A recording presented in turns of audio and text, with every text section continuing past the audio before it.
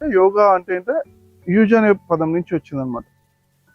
అంటే అంతా కలిసి ఉండం, యూనియన్ అన్నమాట. అంతా ఒకటే. అంటే సర్వం కల్విదం బ్రహ్మ అన్నారు కదా, ఉన్నదంతా ఎవరు బ్రహ్మ పదార్థం అంతా భగవంతుడు ఒక్కటే. అయితే మాయ అనే దాని వల్ల మనము వేరు, తను వేరు నేను వేరు, వేరు వేరు ఉన్నాం కదా అన్నట్టుగా కనిపించేది మాయ అన్నమాట. అలా మాయలో ఉన్నంత వరకు దుఃఖం ఉంటుందన్నమాట. ఓకే, మరి అసలైన యోగా అని అర్థం చేసుకున్న వాళ్ళకి ఆ దుఃఖం నుంచి బయటకు వచ్చేస్తారు, బాధ ఉండదు అనమాట. ఎప్పుడు హ్యాపీగా చాలా ఆనందంగా ఉంటుంది.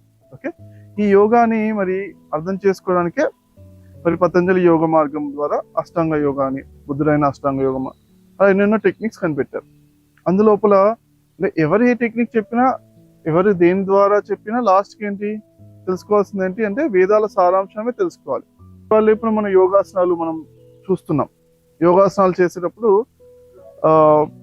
అక్కడ కూడా ముఖ్యమైన ఉద్దేశం యోగాసనాలు ఏదైనా కానీ లాస్ట్కి భగవంతుడు ఒక్కడే.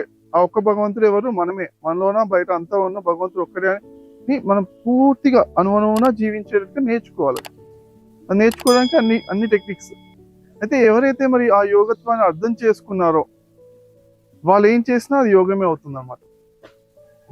వాళ్ళ దగ్గర ఉండి వాళ్ళని చూసినా, వాళ్ళతో ఏం చేసినా, గురువు గారు ఏం చెప్పినా కానీ అది ఎంటర్టైన్మెంట్ కి దారితీస్తుంది అన్నమాట. ఎందుకంటే వాళ్ళు ఆ స్థితిలో ఉంటారు కాబట్టి. ఓకే.